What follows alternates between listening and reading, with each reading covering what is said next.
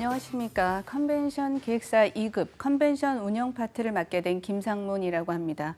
저희 컨벤션 운영은 1강부터 10강까지 이루어져 있고요. 목차를 보면서 조금 더 자세하게 설명해 드리도록 하겠습니다.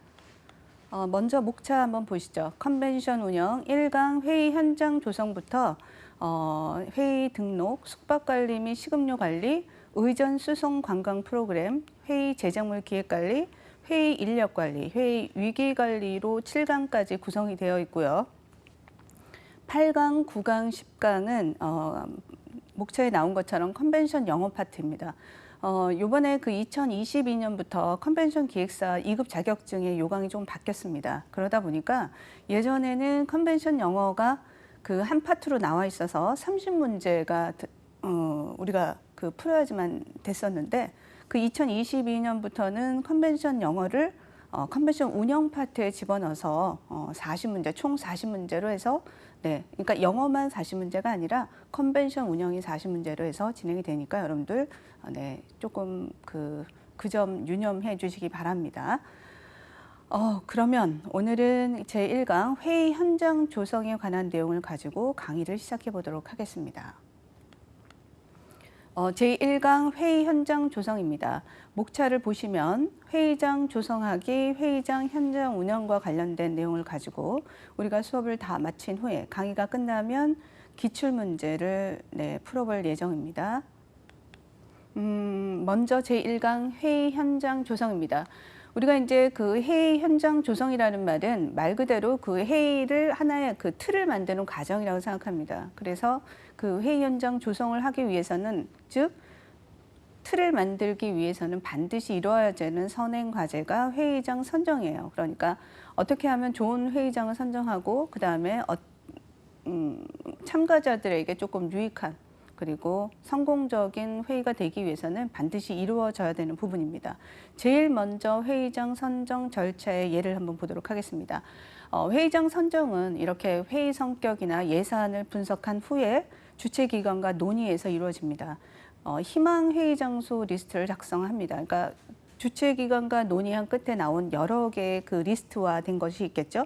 그 중에서 그 선택하기 위해서 논의를 시작합니다. 그리고 RFP 그 요청서를 작성을 하고 전달한 후에 행사장을 비교하는 분석표를 작성을 합니다. 그래서 회의장 비교 분석표가 작성이 되면 리스트에 올려져 있는 그 회의장에 직접 가보기 위해서 사전 논의를 합니다. 그래서 사전 답사를 진행하고 결과 보고서를 작성하고 선정, 그 다음에 계약서 검토해서 업체를 체결하고 계약금을 지불하는 형태로 절차가 이루어집니다. 그럼 이러한 과정을 조금 더 구체적으로 살펴보도록 하겠습니다. 회의장 조성계획 수립을 한번 보도록 하겠습니다. 회의장 조성계획 수립은 즉 회의의 목적이나 회의 프로그램에 필요한 시설의 종류와 규모, 예산, 회의의 물리적 측면, 그 다음에 참가자의 요구사항까지도 다 포함하고 있어야 된다. 즉 기대 수준을 만족시키는 최적의 장소 선택이 선행되어야 한다는 점을 여러분들이 먼저 선행해야 되는 부분입니다. 먼저 회의장 선정의 주요 요소, 다시 말하면 회의장 선정의 고려사항이라고 보시면 될 것 같습니다. 그럼 회의장 선정을 고려하기 위해서는 일단 회의 예산을 고려한 장소 선정이 이루어져야 될 것 같아요. 그 회의 예산에 맞는 그 회의장을 이것은 그 회의장은 보통은 고정 지출이기 때문에 반드시 이게 가장 큰 예산을 잡고 있죠, 그죠? 그래서 그 회의 예산에 맞는 그러한 장소를 선정하는 것이 이루어져야 되고요. 두 번째는 회의 목적과 참가자 규모의 수를 고려한 장소, 즉 참가자의 그 규모라든지 참가자의 수라든지 그다음에 회의 기간, 그다음에 회의 타입 등을 고려해서 장소를 선택해야 된다라고 하는 부분이고, 그다음 이제 세 번째는 어떻게 보면 가장 중요한 사항이라고 생각이 되는데요. 접근성을 고려한 장소 선정입니다. 이 접근성이라고 하는 것은 만약에 국제회의처럼 크게 되면 큰 그 회의가 이루어질 경우에는 그 공항과의 거리도 굉장히 중요한 그 요소로 작용을 하는 경우도 있습니다. 그렇다 보니까 공항과의 이동 거리가 멀지 않은 즉 도심권에 있는 호텔이나 아니면 회의장, 컨벤션 센터나 이런 것들을 선정하는 게 일반적입니다. 그리고 두 번째는 이제 그 참가자들을 고려하기 위해서 대중교통이 조금 원활한 그러한 곳을 우리가 선호를 할 수밖에 없겠죠. 그다음에 주차장이 조금 더 고객에게 편안함을 줄 수 있는 그러한 주차장 시설을 갖는 회의장을 선정해야 될 것이다. 그다음에 이제 우리가 그 큰 회의나 이런 것들은 규모가 좀 사이즈가 좀 큰 회의는 참가자들의 숙박을 고려한 장소를 선정하는 것이 무엇보다 중요하겠죠. 그래서 회의 장소와 그 숙박하는 거리가 너무 멀면 조금 불편할 수 있기 때문에 이러한 참가자들의 숙박을 고려한 장소도 선정을 해야 되는 부분입니다. 그다음에 회의 시설의 적합성, 뭐 회의장의 용도에 따른 제반 시설. 그래서 우리가 이제 그 전체 회의가 이루어지는 그 회의장 이외에 그 세션별로 이루어지는 부대 시설이라든지 아니면은 식사하거나 만찬 이런 것들이 이루어지기 위해서는 여러 사항들을 고려할 수밖에 없다. 즉 부대 시설을 고려한 것도 회의장 선정에서의 중요한 요소로 들어갈 수 있다라고 하는 부분입니다. 두 번째는 이제 우리가 이렇게 여러 가지의 그 리스트를 시켜서 적합한 회의자를 선정한 후에는 반드시 현장 답사가 이루어져야 되는데요. 즉 사용 계획서하고 프로그램에 적합한 회의장 사용 계획을 수립할 필요가 있다라고 보시면 될 것 같습니다. 특히나 이제 회의 프로그램에 우리가 맞는 회의장을 선택하는 것도 중요하지만 그 제안 요청서라고 하는 것을 반드시 분석할 필요가 있습니다. 즉 왜냐하면 회의장이나 아니면 부대 시설, 즉 회의장이나 부대 시설의 수량을 파악하기 위해서는 그 회의 프로그램의 구성을 잘 여러분들이 보셔야 되고 그다음에 요청서에서 어떠한 내용들을 요청하고 있는지를 분석을 할 필요가 있다라고 하는 것이죠. 즉 그러기 위해서 제일 중요한 것은 뭐냐면 전차 대회, 그 전에 이런 대회가 있었나? 이렇게 한번 여러분들이 그 자료들을 한번 검토해 보실 필요가 있고 그다음에 유사한 대회가 있었나? 이것도 한번 검토해 보실 필요가 있다라고 하는 것이죠. 그래서 과거의 기록을 수집해서 필요한 사항들을 여러분들이 체크를 하시면 좋을 것 같아요. 그래서 사용 시간이나 이런 것들을 결정할 필요가 있다. 제일 중요한 거는 물론 이제 대회의 계획이겠죠. 기간이나 참가 규모나 참가 대상이나 목적 등을 반드시 여러분들이 확인하셔야 되는 부분입니다. 그다음에 이제 일자별 그 세션 운영 현황도 여러분들이 체크를 하셔야 되고요. 별도 회의 공간 필요 유무, 공식 및 사교 행사 수를 고려해야 된다라고 하는 것은 뭐냐면 우리가 아까도 말씀드렸다시피 그 회의장 이외에 부대 시설을 이용하잖아요. 이제 뒷부분에 설명이 나올 텐데 그 부대 시설 즉 뭐 VIP 룸이라든지 아니면은 실제로 그 사무실로 사용하는 공간들도 우리가 반드시 필요한 부분이거든요. 그래서 이러한 별도 회의 공간도 이게 과연 필요할까? 이런 것들을 논의해서 결정을 해야 되는 부분입니다. 그다음에 기타 필요 부대 사무실에 관련된 내용도 우리가 반드시 요청서나 회의 프로그램을 고려해서 선정을 해야 될 것 같다라고 하는 거죠. 최적의 회의장 조성 계획 수립을 위한 고려 사항으로 한 가지 더 들어가게 되면 일단 회의 진행이 조금 매끄럽게 그리고 왜냐하면 이제 동선이라는 것도 굉장히 중요하거든요. 개막식을 하고 나서 이제 우리가 그 연사 초청을 해서 이루어지고 그러고 나서는 이제 분과 회의가 굉장히 다양하게 이루어지고 있습니다. 그죠? 그러니까 회의장과 그 분과 회의가 가는 그러한 동선도 고려해야 되는 부분도 있기 때문에 회의 진행의 흐름을 고려해서 바로 연관성 있는 서로 연관성 있는 방들을 배치하는 것도 무엇보다 중요한 그 최적의 회의장 조성 계획의 하나라고 볼 수 있습니다. 여기 보시면은 그 중에서도 회의 테이블 배치, 그 다음에 장비 및 시스템, 영상 음향, 그다음에 조명 이런 것들을 설치해야 되는 부분이 있기 때문에 그런 것들도 고려해야 되고 그다음에 무대나 행사 배너류 등의 제작물의 설치라든지 아니면은 행사장 내의 테이블 세팅 만찬이나 이런 것들도 우리가 이제 그 규모나 이런 것들에 대해서도 생각을 좀 해야 된다는 부분인 것 같아요.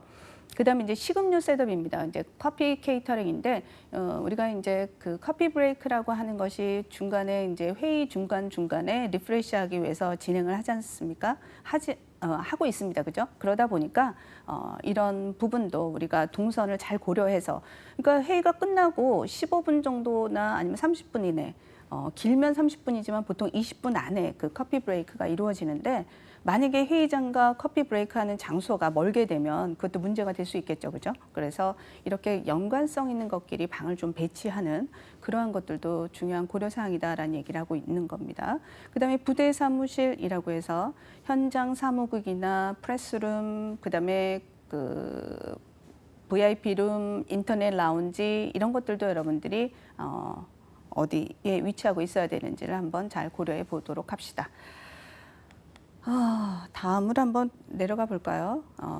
다음은 회의장입니다. 우리가 이제 회의장과 부대 시설의 범위를 조금 파악할 필요가 있어요. 그러면 회의장은 어떤 회의장을 골라야 돼요? 내가 마음에 든다고 해서 그걸 바로 고르는 것이 아니라 그 앞에 설명했던 여러 가지 고려 사항을 참고해서 고르지만 실제 회의 장소이기 때문에 좀 사이즈가 큰, 그죠? 전체 회의나 동시 회의가 가능한 그러한 장소여야 된다라고 하는 거고, 그다음에 이제 공식 행사가 이루어질 수도 있고 그곳에서 심지어 사교 행사도 이루어지는 경우가 거의 뭐 대부분이라고 보시면 될 것 같아요. 만찬이나 이러한 것이 사실은 개막식에서 했던 장소가 저녁에 만찬 디너 쇼가 이루어지는 그러한 경우도 있기 때문에 회의장은 여러 가지 용도로 사용이 될 수 있다라는 것을 여러분들이 유념해야 되는 부분입니다. 국제회의의 경우에는 아까 계속해서 제안 요청서라고 하는 내용이 나왔었는데 그게 바로 이 요청서를 이야기하는데요. 국제회의는 당연히 규모가 클 수밖에 없겠죠. 그래서 규모가 큰 국제회의의 경우에는 국제기구 본부에서 요청서를 만들어 놓고 그 요청서에 근거해서 회의장을 골라라 이렇게 아예 그냥 지정이 되어 있습니다. 이런 것들은 오히려 여러분들이 그걸 고려해서 하시면 되겠죠. 그래서 여기 보시면 표에 보시면 회의장 배치 그 형태별 1인당 소요 면적이 뭐 극장일 경우에는 1인당 소요 면적이 뭐 8에서 10 제곱피트, 뭐 뷔페형, 스탠딩형과 시팅형은 뭐 이렇고 이렇게 다양하게 우리가 막 고를 수 있는 것이 아니라 이렇게 그 지정돼서 나와 있으니까 여러분들이 그거에 맞춰서 그 규모나 이런 것들을 파악해서 회의장을 선정하시면 될 것 같습니다.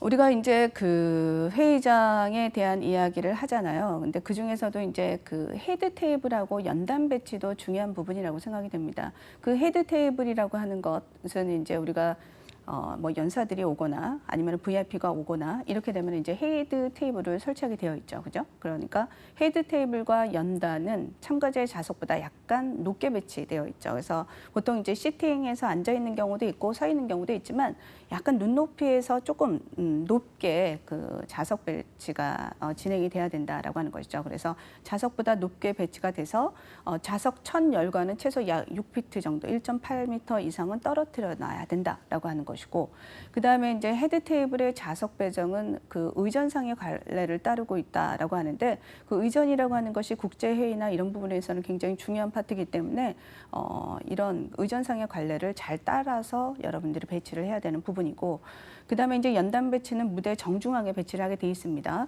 그러니까 사회자가 있는 경우에는 사회자 연단은 그 왼쪽, 발표자 연단은 오른쪽에 이렇게 배치를 하고 있으니까 여러분들이 그런 것도 고려해 보시면 될 것 같습니다. 부대 시설입니다. 이제 그 회의장 이외에 우리가 부대 시설에 대한 것도 반드시 고려를 해야 된다라고 얘기를 했습니다. 대부분의 그 회의에서 필요한 부대 시설은 이렇게 5개로 우리가 이야기를 해볼 수가 있을 것 같아요. 일단 현장 사무국. 현장 사무국이라고 하는 것은 말하자면 그 컨트롤러, 그죠? 그러니까 기획사나 조정위원회의 사무실로 사용이 되는 곳이고요. PCO들이 거기서 이제 실제적으로 현장에서 일을 할 때 우리가 현장 사무국이 반드시 필요한 부분이고요. 그 다음에 프리뷰 룸이라고 해서 그날 발표하는 발표자들의 공간이에요. 거기서 쉬기도 하고 발표 자료를 검토하기도 하고 수정하는 그러한 곳이고요. 그 다음에 이제 VIP 라운지는 의전 대상자가 행사장으로 들어가기 전에 거기 이제 대기하기 위해서 있는 보통 VIP 라운지를 우리가 준비해 놓고 있고요. 그 다음에 이제 인터넷 라운지는 우리가 이제 요즘 뭐 와이파이가 안 되는 곳이 없죠. 그러니까 참가자들을 위한 편의시설의 하나라고 생각하시면 될 것 같습니다. 그 다음에 이제 프레스룸은 당연히 기자들을 위한 곳이죠. 그러다 보니까 행사 취재를 온 기자들의 원고를 작성한다든지 그곳에 뭐서 쉰다든지 나중에는 이제 이곳이 기자회견 장소로도 사용이 되고 있거든요. 그러니까 그런 것들을 염두에 두고 만약에 그 프레스룸에서 기자회견을 한다 그러면 사이즈가 너무 작아도 안 될 거 아니에요. 그죠? 그러니까 기자회견 장소도 여러분들이 그곳에서 이루어질 수 있다는 것을 생각을 해보고 네, 선정을 해야 될 것 같습니다. 부대 시설을 조금 더 구체적으로 한번 볼까요? 현장 사무소입니다. 현장 사무소는 그 회의가 개최되는 동안에 행사를 위해서 임시로 만든 총괄 운영 사무실입니다. 아까도 이제 나왔지만 그 조직위원회 사무실로 사용이 된다라고 말씀을 드렸어요. 그래서 PCO, 그다음에 국제기구 사무국 직원, 그다음에 주최기관 등이 상주해서 그 행사가 이루어지는 기간 동안에 사무실로 사용하는 곳이다라고 보시면 될 것 같고요. 당연히 그러니까 인터넷 시설이라든지 전화나 이런 것들은 반드시 구비되고 있어야 되는 부분이고요. 그다음에 뭐 프린터나 컴퓨터뿐만이 아니라 복사기 이런 OA 기기나 회의에 필요한 모든 자료와 각종 서류 등을 그쪽에서 비치하고 있으니까 어느 정도의 공간을 조금 가지고 있어야 된다라고 하는 부분입니다. 그다음에 컨트롤 타워 역할을 하고 있어서 개막식이라든지 의전, 그다음에 물품 보관이나 철거 감독, 그다음에 현장 정상 관련 업무도 이곳에서 다 이루어진다라고 보시면 될 것 같습니다. VIP 룸을 한번 보도록 하겠습니다. VIP 룸은 우리가 이제 처음에 그 부대 시설에 대한 얘기를 잠깐 했을 때 그 바로 행사장에 들어가기 전에 그 대기하는 장소를 말씀을 드렸잖아요. 네, 맞습니다. 그래서 의전 대상자를 위한 VIP 룸은 그곳에서 이제 식음료도 제공을 하죠. 기다리는 동안에. 그다음에 의전 대상자를 위한 세부사항이라고 해서 여러 가지 필요용품들이 있을 수도 있고 자석 배치나 이런 것도 이제 필요하고 만약에 이제 국제회의나 이런 거를 진행을 할 경우에는 통역사도 반드시 그죠? 우리가 필요한 부분이죠. 그리고 주차 이런 것들에 대한 세부 사항에 대한 준비도 우리가 해야 되는 부분입니다. 그리고 이제 그 장소나 참석 인원수 등을 고려해서 VIP 룸도 세팅을 해야 되겠고요. 만약에 이제 VIP가 한 분이 아니라 여러 명이구나 아니면은 이제 예를 들어서 국제회의처럼 여러 나라에서 온 경우에는 별도로 네, VIP 룸을 만들 수밖에 없죠. 이런 것들도 우리가 회의장, 현장 조성에서는 중요한 부분이라고 이야기가 될 수 있습니다. 프리뷰 룸은 발표자들의 공간이요, 발표자들의 쉼터이기도 합니다. 그죠? 그래서 발표자들이 자료 발표를 최종적으로 수정하고 확인하는 리허설 공간이다라고 하는 것이죠. 그래서 실제로 거기서 이제 그 발표자들이 가져온 자료를 최종 이제 점검이 다 끝났으면은 그곳에서 한번 해보는 거죠. 리허설 공간으로 이용이 되고 발표 자료를 업로딩해요. 그래서 요즘 같은 경우에는 그 사전에 PCO하고 연락이 돼서 그 자료들을 미리 보내면 이게 이제 다 셋업이 되거든요. 근데 이제 수정 사항이 있거나 이러면 다시 이제 이곳에 와서 업로딩을 하게 되어 있죠. 그래서 업로딩을 하고 필요 장비 등을 이제 점검을 하죠. 뭐 프로젝트가 필요하거나 다른 것들이 필요할 수 있으니까 이런 것들을 프리뷰 룸에서 점검을 합니다. 그다음에 그 프리뷰 룸에는 그 문서 관리자를 고정 배치할 필요가 있어요. 왜냐하면 그 발표 자료를 가지고 컴퓨터로 이제 올리고 그다음에 최종 우리가 실제로 이루어지는 그 현장에서 이것들을 계속해서 팔로우해 주기 위해서는 당연히 네, 문서 관리자를 별도로 이렇게 고정으로 배치시킬 수 있어야 되고 세션에서도 우리가 발표하는 경우도 있으니까 그거에 담당자도 배치할 필요가 있다라고 하는 부분입니다. 요즘은 이제 스마트 다운로드라고 해서 발표 자료를 업로드하면은 그냥 세션별로 만약에 세션이 3개다. 그러면 3개의 단말기로 자동으로 다운로드가 되기 때문에 굉장히 편리하게 우리가 그 발표 자료를 관리할 수 있습니다. 그다음 프레스룸은 기자들을 위한 공간이다라는 얘기를 했습니다. 그러니까 회의를 그러니까 우리가 사실 우리 회의가 잘 되기 위해서는 그 기자들에게 잘 홍보하는 과정이 조금 중요할 수 있을 것 같아요. 그러니까 우리가 회의에 대한 홍보를 조금 효율적으로 진행하기 위해서는 국내의 언론인들이 취재할 수 있게끔 공간을 조금 마련해 줄 필요가 있다라고 보는 것이죠. 그래서 자료 정리라든지 그곳에서 휴식을 취할 수 있는 곳이고 인터뷰나 기자회견장으로 사용할 수 있다라는 걸 반드시 여러분들이 기억하고 있어야 되고요. 전화, 팩스, 컴퓨터, 복사기, 스캐너, 프린터, 필기용품, 문구류 이런 것들도 다 구비되어 있어야 됩니다. 그다음에 이제 기자회견장을 조금 더 구체적으로 들어가 보면 배너, 마이크, 녹취, 녹음, 녹화 이런 것들이 다 가능한 장비. 그다음에 프로젝트나 아니면 보도 및 사진 촬영을 위한 병풍, 방송용으로 또 우리가 사용되는 그런 병풍이 있잖아요, 그죠? 그다음에 배경, 책상, 의자, 단상 이런 것들이 프레스룸에 구비돼야 하는 기자재로 생각이 됩니다. 그다음 프레스 키트 준비라고 해서 우리가 이제 그 회의를 하기 위해서 보통은 이러이러한 회의가 진행이 된다라는 것을 신문이나 아니면 인터넷 그 뉴스를 통해서 우리가 알잖아요, 그죠? 근데 이미 공식적으로 우리가 만들어 놓은 것을 기자들에게 이제 배포를 하면 그 보도용으로 그 기자들이 올리게 되는 것이죠. 그래서 이러한 보도용 공식 서신과 회의 관련 자료나 브로셔, 그다음에 오늘 참석하게 될 그 행사장에 참석하게 될 연사 정보나 초대장이라고 하면은 뭐 만찬이나 이런 것들도 기자들이 오셔야 되니까 이런 초대장까지를 포함해서 프레스 키트를 준비해 놓는 것이 필요하다고 봅니다.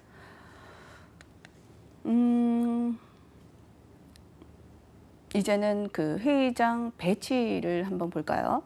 그 회의장 배치 확정을 하는 데 있어서 우리가 고려할 사항들을 한번 보자라고 하는 것이죠.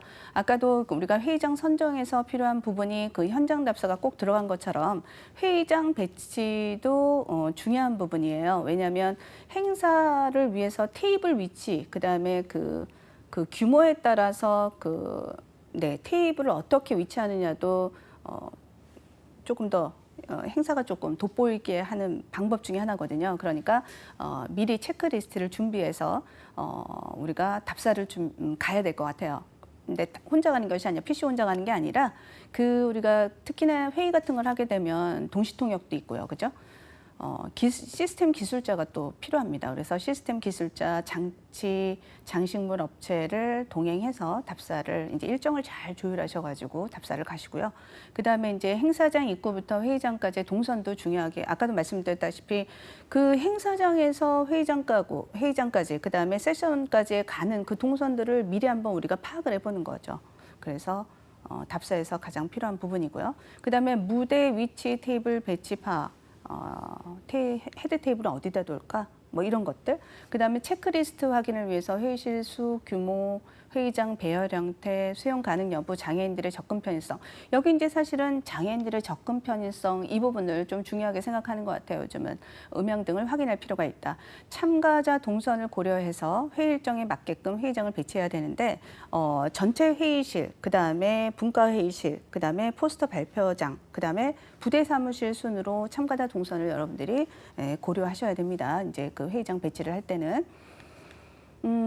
아까도 이제 제가 장애인을 위한 그 회의장 조성이 필요하다라고 하는 부분을 잠깐 말씀을 드렸습니다. 조금 더 구체적으로 말씀을 드리면 그 ADA라고 해서 미국 장애인법에 근거해서 그 모든 공공 서비스라든지 편의시설이라든지 교통시설, 통신 이러한 이용의 접근성을 반드시 보장을 해야 된다라고 하는 장애인 권리 보호를 위해 제정된 법이에요. 그러니까 이거에 근거해서 여러분들의 회의장을 조성해야 된다라고 하는 거죠. 그래서 이제 취지는 이거죠. 장애라는 이유로 차별받을 수는 없다. 그래서 모든 그 교통시설이라든지 편의시설이라든지 이러한 것들을 장애를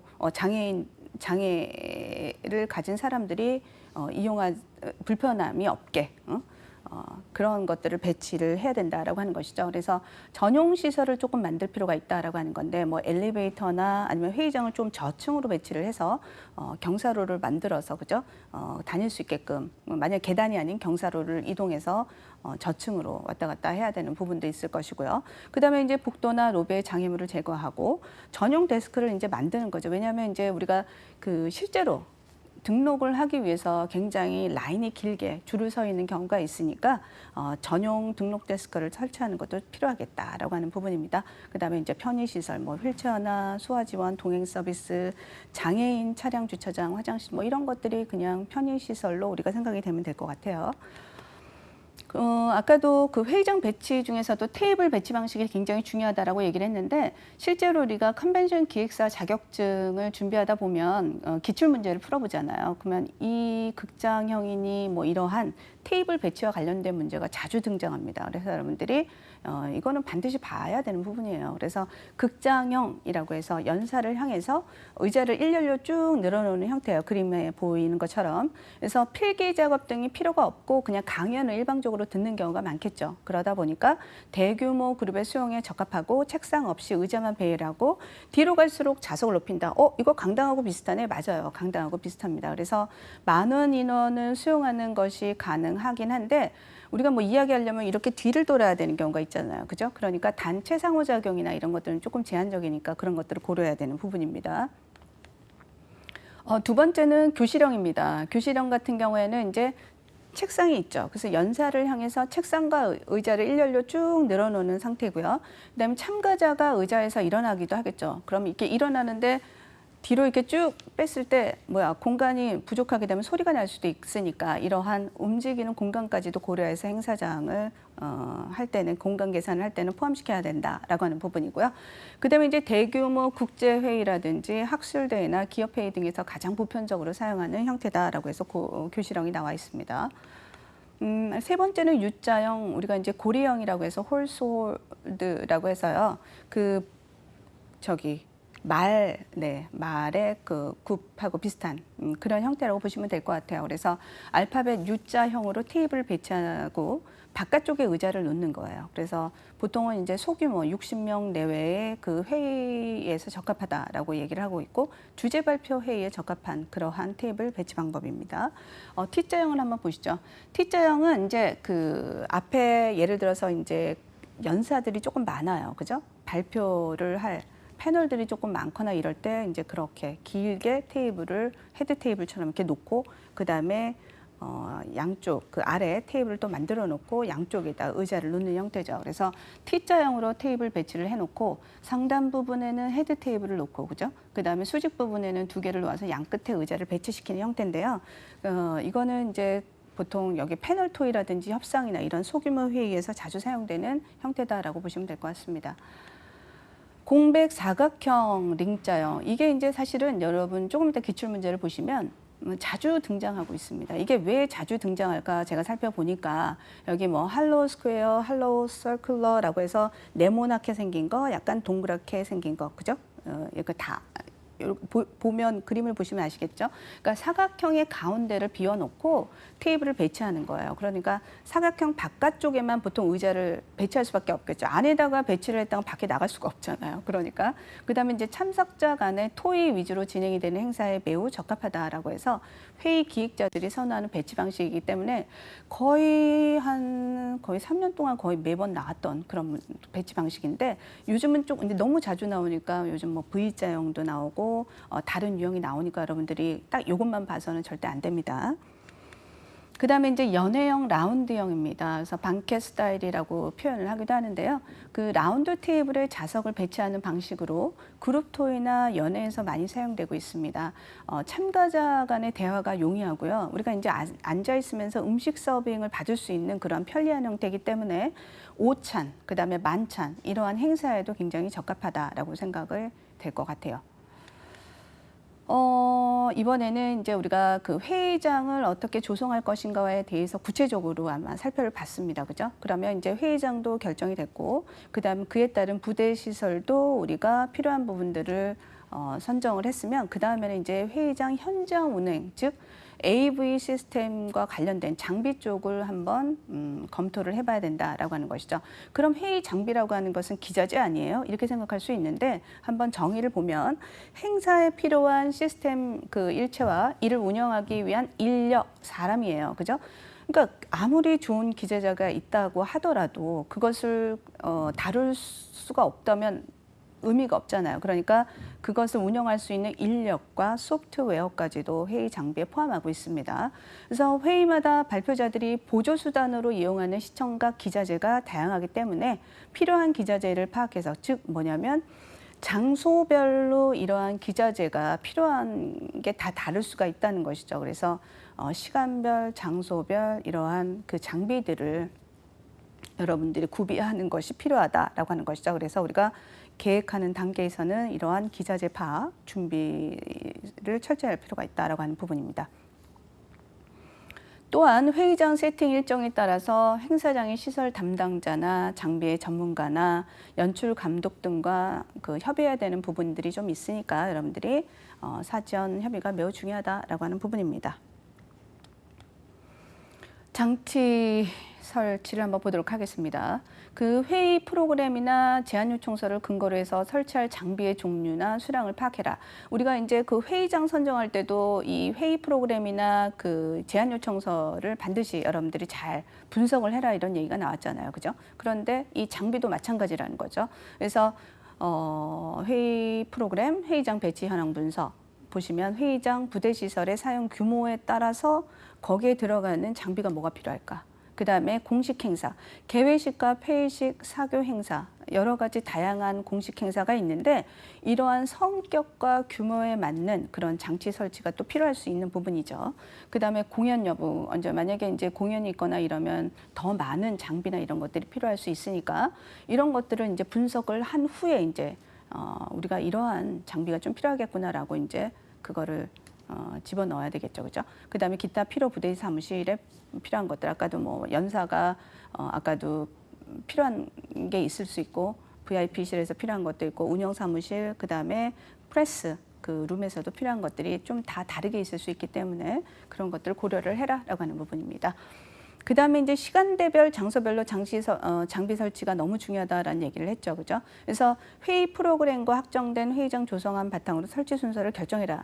이게 왜냐하면 우리가 만약에 이제 그 전체 회의에서도 필요하고 그 분과회에서 필요한 것이 있는데 이런 것들을 고려하지 않게 되면 결국은 문제가 생길 수밖에 없는 거죠. 그러니까 회의 시간, 그 다음에 장소 이런 것들을 잘 그 순서별로 정리를 해서 설치를 좀 해야 되지 않겠느냐. 그 다음에 네, 일정표도 조금 그 부분에 대해서 세세하게 작성할 필요가 있다라고 하는 부분입니다. 여기 이제 보시면 영상 장비뿐만이 아니라 그죠? 여러 가지 회의 장비의 종류가 여기 나와 있습니다.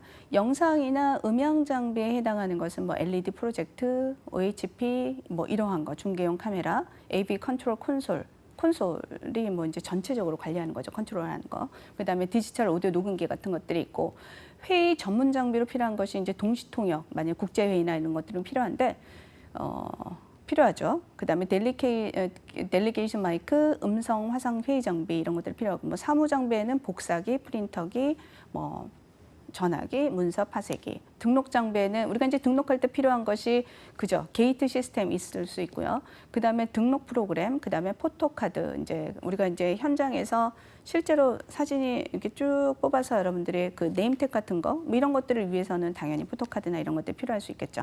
그다음 집기류 이런 것들에 대한 장비들을 소개하고 있고요. 여기 이제 여러분들이 정보 장비에 해당하는 것이 이런 것이 있구나, 사무 장비 이런 것들이 이런 것이 있구나라고 쭉 보셔야 나중에 각각의 장소에 필요한 장비들을 이렇게 사무 장비만 얘기하더라도 아 복사기, 프린터, 팩스 다 들어가는구나 이렇게 이해할 수 있다는 거예요. 여기 이제 사무용 OA를 정리해 놓은 거예요. 이제 그림을 보시면 아 사무용 장비로는 이런 것들이 있구나. 이게 이제 보통 현장 사무실에서 많이 필요하겠네 이렇게 생각하시면 되죠. 그래서 여기 아래 보시면 회의 사무국 기자재다 얘기를 하고 있습니다. 두 번째는 등록 시스템입니다. 여기 이제 뭐 다 나와 있죠. 여기 포토, 사진이나 네임택 같은 걸 뽑을 수 있는 그런 구조들이 있죠. 그래서 등록 시스템에 필요한 기자재가 여기 이제 그림으로 잘 설명이 되어 있고요. 그 다음에 이제 영상은 이제 다양하게 있어요. 뭐 모니터, LED 모니터만 해도 상당히 다양하게 있고요. 그죠? 그래서 행사나 이런 것들의 규모에 따라서도 영상이나 이런 것들이 다양하게 쓸 수 있으니까 여러분들이 참고로 보시면 될 것 같고요. 네, 음향도 마찬가지고요. 그래서 다양하게 여기 나와 있습니다. KVM 시스템이라고 하는 것은 우리가 이제 그 노트북 이런 것들이 하나의 노트북에 이런 키보드나 아니면은 그 모니터나 마우스나 이런 것도 하나 가지고 다 다룰 수 있게끔 진행하는 그런 건데 이제 전문가용으로 우리가 사용이 되는 거고 하나의 시스템 기자재로 보시면 될 것 같아요. 동시 통역에 필요한 건데 이제 여기 그 부수 같은 게 나와 있잖아요, 여러분. 만약에 그 3개 언어다. 그러면 동시 통역에 부수가 몇 개 필요할까요? 그죠? 3개가 필요한 거예요. 그래서 그런 것들을 다 고려하실 필요가 있다라고 하는 부분입니다.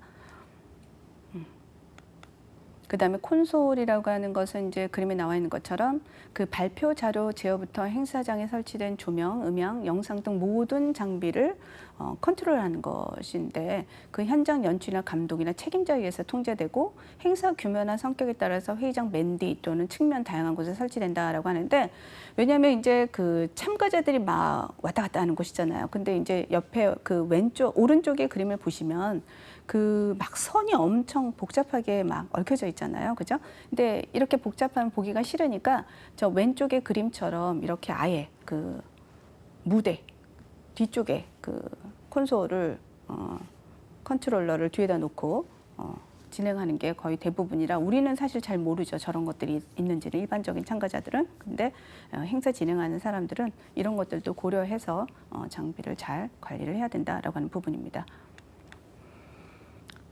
이제는 우리가 회의장도 선정을 했고요. 장비에 대한 이야기를 했다면 이제 계획을 다 수립을 했으면 실제적으로 현장 운행, 과연 장비는 어떻게 진행이 되는지 한번 보자.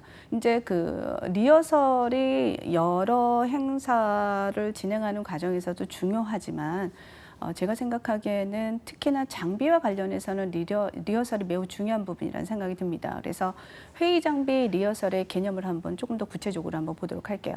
행사를 앞두고 시스템을 점검할 필요가 있고 실제 상황처럼 사전에 하는 연습을 우리가 리허설이라는 표현을 쓰죠. 그죠?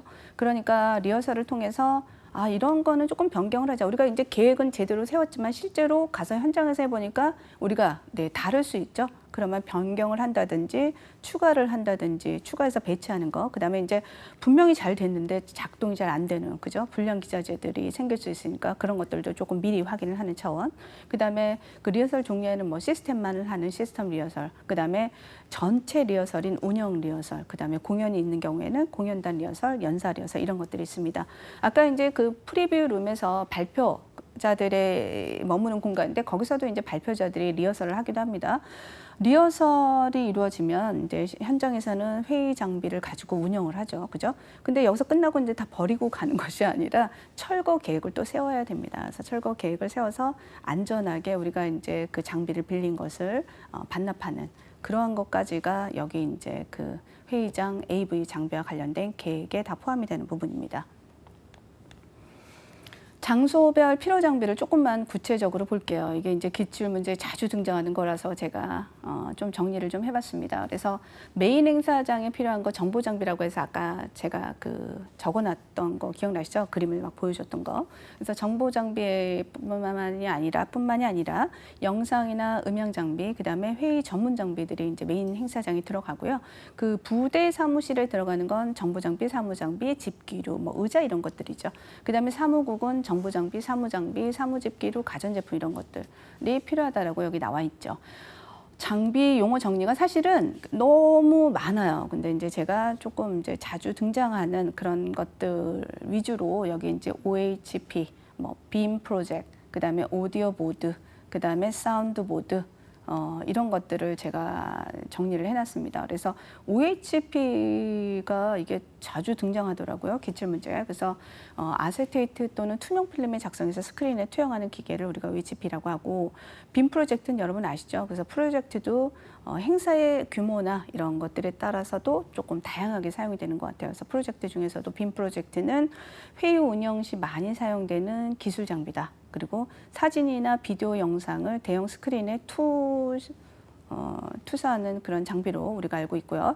오디오 보드는 마이크에서 나오는 발표자의 음성, 참가자의 음성, 회의장 배경, 음악 등 다양하게 컨트롤할 수 있는 거고요. 그다음에 사운드 보드는 음원 기능을 갖게 하는 확장 보드고, 그다음에 오파크 프로젝트는 사진 또는 잡지 등을 투명한 인쇄물에 투시해서 사용되는 기기다라고 얘기를 하고 있습니다. 그다음에 여기 이제 렉턴이라고 하는 것이 나와 있는데요. 이게 뭐야? 이렇게 생각하는 사람들이 있는데 이것도 이제 용어에 대해서 잘 알아두셔야 돼요. 연설자가 자료를 올려놓고 마이크 사용을 위한 전기 코드나 램프 시설까지 겸비한 기구다라고 해서 말하자면은 뭐 이렇게 뭔가 올려놓는 그죠? 그 책 같은 거 우리가 올려놓는 거 있잖아요. 그런 거가 이제 렉턴이라고 생각하시면 될 것 같아요. 자료 같은 거 올려놓는 하나의 기구를 우리가 렉턴이라고 합니다. 우리가 이제 이렇게 그 회의 조성과 관련된 계획 수립부터 시작해서 이제 계획 수립도 제일 중요한 그죠? 회의장, 그다음에 부대 시설, 그다음에 회의 장비와 관련된 내용들에 대해서 쭉 살펴봤죠. 살펴보았습니다. 그러면 이제 전문 그 컨벤션 기획사 자격증을 따는 것이 우리의 목표잖아요. 그죠? 자격증 완전 정복이 우리의 목표이기 때문에 기출문제 한 몇 가지를 우리가 조금 보면서 정리해보는 시간을 가져보도록 하겠습니다. 먼저 제가 이제 연도를 올려놓기는 했는데요. 그냥 한번 보시면 될 것 같아요. 먼저 문제 한번 보겠습니다. 테이블 배치 형태에서 헤드 테이블 개념을 없애고자 하는 회의 기획자들이 선호하는 배치 유형은, 그래서 이제 여기서 딱 여러분들이 회의 기획자가 좋아하는 형태는 딱 하나인데 이렇게 생각할 수 있어요. 그죠? 그래서 할로우 스퀘어형 이렇게 여러분들이 답을 찾는 경우가 있겠죠. 그래서 배치 형태에서 헤드 테이블의 개념을 없애고자 회의 기획자들이 동그랗게 약간 그죠? 타원형이나 아니면은 네모나게 이렇게 테이블을 구성해서 바깥쪽에만 앉아서 우리가 이제 대화를 할 수 있게끔 한 것이 바로 할로우 스퀘어다라고 하는 것이죠. 그 다음에 이제 그 T자형 같은 경우에는 협상과 패널 토론에서 우리가 소규모 그룹에 적합하다는 얘기를 했어요. 그러니까 지금 우리가 이제 그 해설을 보면서 여러분들이 지금 앞에서 학습했던 내용들을 정리를 해보는 거예요. 사실 그래서 우리가 기출문제를 푸는 거라고 생각하면 돼요. 그럼 U자형은 뭐였던지 기억나십니까? U자형, 알파벳 U자형이구나. 그래서 그 모양으로 하는구나. 그래서 테이블을 U자형 모양으로 해서 안을 텅 비워놓고 의자를 바깥쪽에 배열하는 형식이구나. 그래서 60명 내외 소회의에서 적합하다라는 얘기를 했습니다. 그죠? 그 다음에 이제 교실형을 한번 보도록 할게요. 교실형은 우리가 이제 극장형이 나왔었죠. 강당이 이제 극장형이라고 하면 교실형은 그 테이블과 의자, 그 다음에 테이블과 의자 이런 형태로 연사와 참가자가 마주 볼 수 있어서 강연에 집중할 수 있어서 좋겠다라고 얘기를 했었어요. 그죠? 집중할 수 있는 좋은 회의 배치 테이블이다라고 하는 것이고, 테이블 배치고, 그 다음에 참가자들 간에 등을 보고 있는 상태라서 이것 또한 극장형과 더불어 상호작용이 조금 제한된다라는 거, 그런 거 여러분들이 잘 알고 계셔야 된다라고 했고요. 그 다음에 이제 할로우 스퀘어형은 그 가운데를 비워놓고 테이블을 사각형 모양으로 해서 바깥쪽에만 테이블을 배치한다라고 제가 조금 전에 설명을 했죠. 이제 여러분들 이제 할로우 스퀘어형에 대해서는 아마 잘 알고 계실 것 같아요. 그래서 회의 기획자들이 선호하는 배치 방식이다. 이렇게 이해를 하고 계시면 될 것 같아요. 두 번째 한번 문제 볼게요. 또 나왔어요. 네, 또 나왔습니다. 그래서 2회, 3회 다 나왔던 문제 중에 하나예요. 그래서 시청각 발표를 위한 좌석 배치로 가장 부적합한 것은 이렇게 나와 있어요. 시청각 발표를 위해서 좌석 배치로 가장 부적합한 것은 U자형, 교실형, 극장형, 할로우 스퀘어형 중에서는 그렇죠. 할로우 스퀘어형입니다. 그래서 제가 아까도 말씀드렸다시피 할로우 스퀘어형이 자주 등장한다고 했어요. 그러니까 시청각 발표는 앞을 이렇게 일방적으로 봐야 되는 부분이 많잖아요. 그죠? 그런데 만약에 할로우 스퀘어형처럼 앞에 누군가가 있다라고 하면 방해가 될 수가 있겠죠. 그래서 이게 부적합하다라고 보면 될 것 같아요. 할로우 스퀘어형은 가운데를 비워놓는다라고 해서 제가 또 설명을 해드리네요. 그래서 테이블을 사각형 모양으로 해서 바깥쪽에만 의자를 배치하는 좌석 배치 스타일로 시청각 발표에 부적합하다 이렇게 이야기를 하고 있습니다. 2021년도 제1회 문제. 국제회의 시 회의 배치에 있어서 같은 장소에서 인원을 가장 많이 수용할 수 있는 거. 대규모 회의에서 가능한 것 같군요. 그죠? 극장형 배치, 교실형 배치, 이사회식 배치, U자식 배치. 극장식 배치입니다. 그래서 극장식 배치는 필기 같은 것이 필요 없죠. 그죠? 그래서 필기와 같은 작업이 필요 없는 대규모 그룹에 적합하다라고 이야기를 하고 있습니다. 그 다음에 시청각 장비를 이용한 프레젠테이션을 기획하고자 할 때 고려하지 않아도 되는 상황. 우리가 이제 시청각 장비 계획을 세웠었잖아요. 그죠? 그래서 시청각 장비를 이용해서 프레젠테이션을 우리가 이제 제가 수업 이렇게 강의하는 것도 다 하나의 프레젠테이션이죠. 이거를 기획하고자 할 때 고려하지 않아도 되는 사항은 1번 무대, 2번 저작권 침해, 3번 내용의 시각화, 4번 설치 및 리허설 뭘까요? 그죠. 저작권 침해죠. 그래서 우리가 시청각 장비라고 하는 것은 뭐냐면 시각적으로, 청각적으로 우리가 발표하는 것을 조금 더 돋보이고 그다음에 그 청중들에게 뭔가 도움을 주기 위한 그런 거잖아요. 그러니까 시청각 장비를 이용한 프레젠테이션 기획 시 저작권 침해에 관한 내용은 관련되지 않는다. 단, 이제 우리가 그 프레젠테이션을 하기 위해서 PPT를 만들다 보면 거기에 이제 그림이라든지 이런 것들이 너무 예뻐서 여러분들이 가져오는 경우가 있어요. 그죠? 발표용 자료나 이런 걸 만드는데 그게 이제 저작권 침해에 관련돼서 나오지만 시청각 장비를 이용한 프레젠테이션에는 해당이 되지 않겠죠. 네. 다음 중 회의 주최 측 사무국의 업무와 가장 거리가 먼 것은, 그래서 우리가 현장 사무국에서 준비하는 업무에 대해서 조금 이야기를 해보는 겁니다. 그래서 현장 사무국에서 무엇을 한다라고 제가 이야기를 했었던가요? 기억나실까요? 여기 이제 1번에 관광 행사 준비, 2번 회계 및 행정 절차의 수립, 3번 각 분과위원회와의 회의 준비, 그 다음에 4번 소요 물자의 종합 조정 및 조달. 여기서 답은 네, 관광 행사 준비입니다.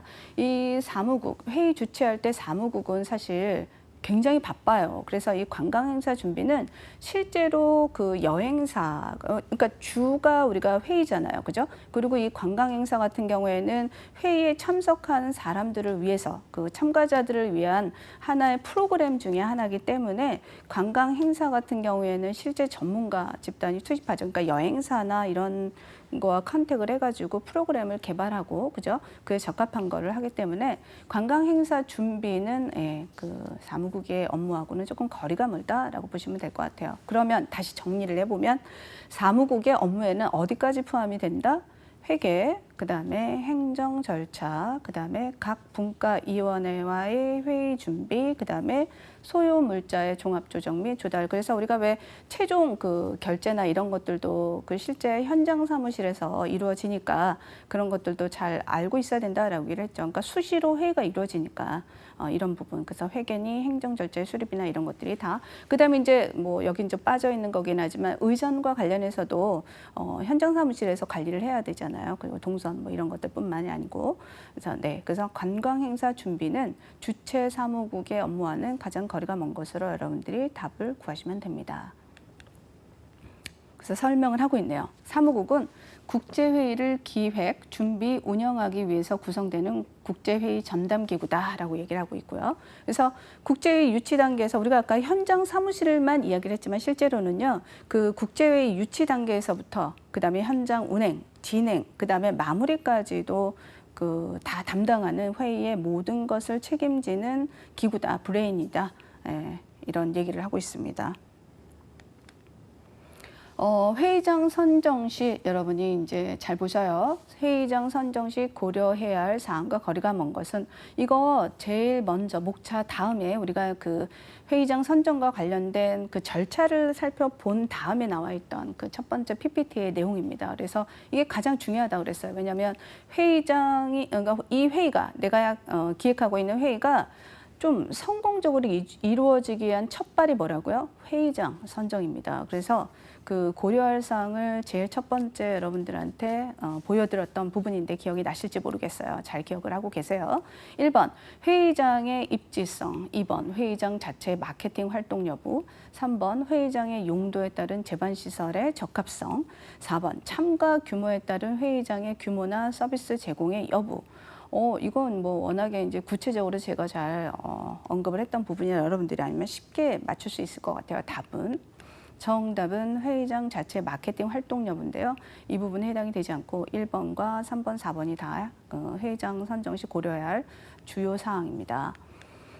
회의장 선정할 때 여러분들이 고려할 사항들을 다시 한번 정리를 해보도록 하겠습니다. 그러니까 기출 문제를 풀어서 좋은 것 중에 하나는 뭐냐면 제가 이제 그 강연을 쭉 하잖아요. 그러면 그때는 알 것 같아. 근데 실제로 문제를 풀어보게 되면 기억이 잘 나지 않아. 그죠? 왜냐하면 말을 잠깐 바꾸는 경우도 없지 않아 있기 때문에 여러분들이 이 문제를 풀면서 그다음에 그 특히나 저는 이제 문제는 당연히 해설지를 보지 않고 문제를 풀어야 되겠지만 그 해설지를 가지고 여러분들이 다시 한번 리뷰를 해보는 것도 굉장히 도움이 되는 공부 방법이라는 생각이 들어서 적극 추천하는 거예요. 회의장 선정 시 고려해야 할 사항을 한번 살펴보도록 하겠습니다. 입지성, 필요 조건에 적합한 회의실의 수, 장애인들의 접근 편의성. 이것도 이제 아예 별도로 제가 말씀을 드렸죠. 그죠? 기억나시죠?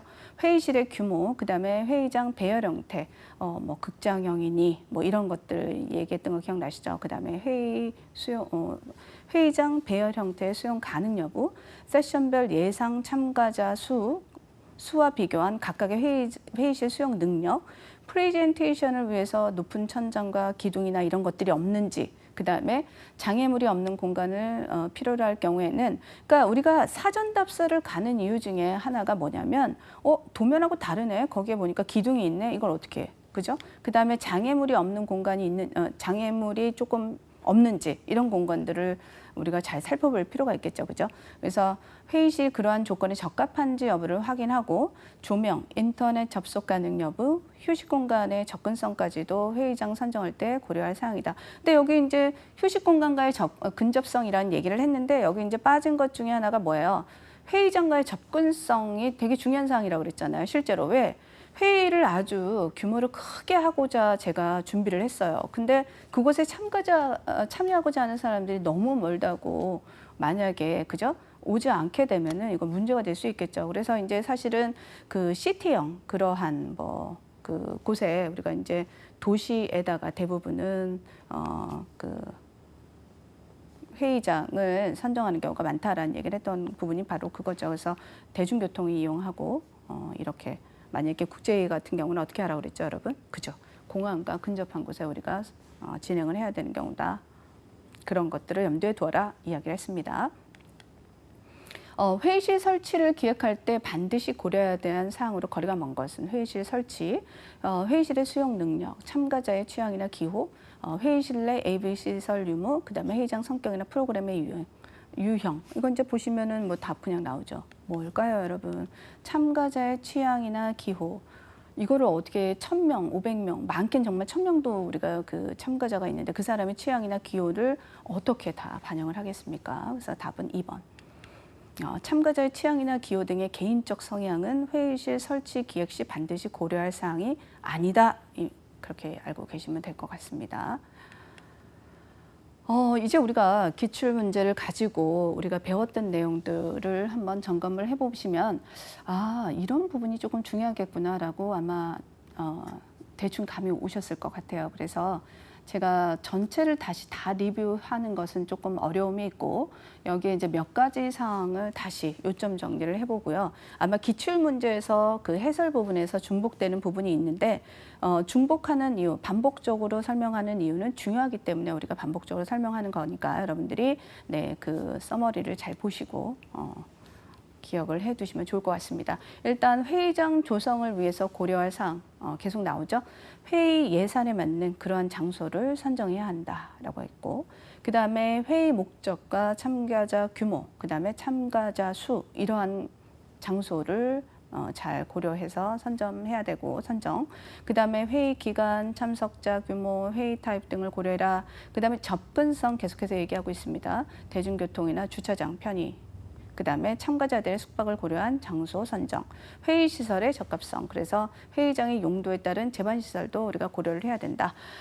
회의장 테이블 배치, 이거 너무나 중요하다라고 해서 아마 사실은 제가 그 기출문제를 준비하면서 보니까 그 테이블 배치가 매년 심지어는 기본적으로 한 문제가 나왔었고요. 그리고는 2문제 또 나온 적이 있더라고요. 그래서 기출 문제를 3년치만 뽑게 되면은 꽤 많은 양의 그 문제가 나와서 제가 한 2~3가지 유형을 조금 바꿔서 나왔으니까 여러분들이 그 회의장 테이블 배치와 관련된 내용들을 설명을 할 때 잘 또 기억을 해주시기 바랍니다. 극장형 필기 작업이 필요 없다. 대규모 그룹의 수용이 가능하다라고 하는 단체 상호작용이 제한적이라고 하는 단점도 가지고 있는 것이 바로 극장형이다. 교실형은 대규모 국제회의, 학술대회, 그다음에 기업회의 등에 가장 보편적으로 사용되는 배치 형태이다. 테이블 배치이다.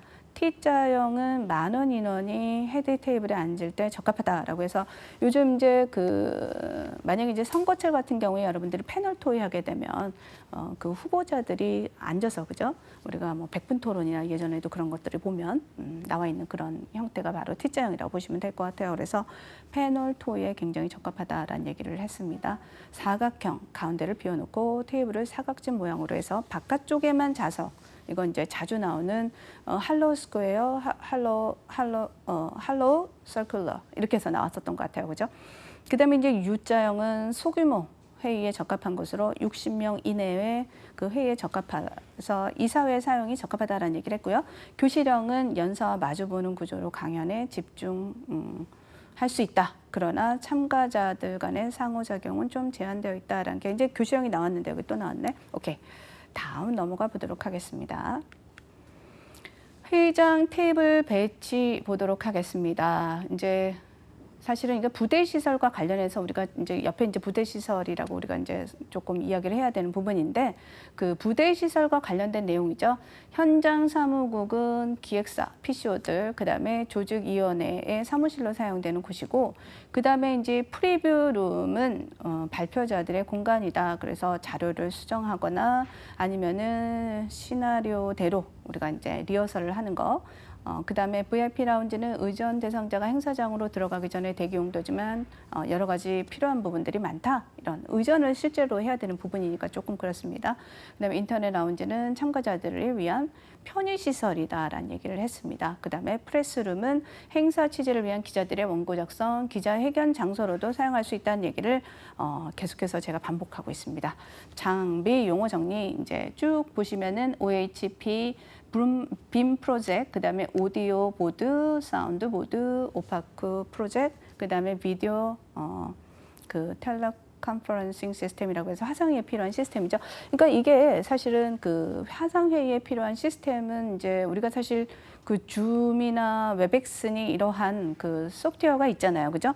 왜냐하면 그 코로나로 인해서 우리가 이제 그 화상회의나 이런 것들이 활성화되고 있기 때문에 실제로 그 사실 처음에 초기 코로나에서는 조금 주춤해서 모든 행사들이 다 클로징을 했지만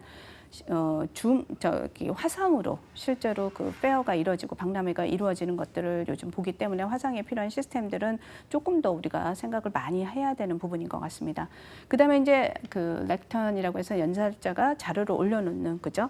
선반 같은 거, 그다음 마이크를 그래서 올려놓고 마이크를 사용하기 위한 전기 코드와 램프 시설까지 겸비하고 있어야 된다라고 얘기를 했고요. 그다음에 멀티큐브 시스템은 시청각 기자재를 동시에 사용하는 기기다라고 얘기를 했습니다. 네, 이제 저희가 서머리까지 해서 1강에 대한 내용을 다 정리를 했습니다. 다음 회차는 제2강 회의 등록과 관련된 내용입니다. 그래서 여러분들이 오늘 했던 제1강 그 회의 조성과 관련된 내용들을 기출문제나 서머리 위주로 한번 잘 보시고요. 그리고 이제 제2강 회의 등록은 원래 이제 회의 등록과 숙박 등록으로 합쳐져 있었거든요. 근데 이제 회의 등록만 우리가 진행될 예정이니까 네, 잘 유념해 주시기 바랍니다. 그러면 다음 회차 때 또 만나 뵙도록 하겠습니다. 감사합니다.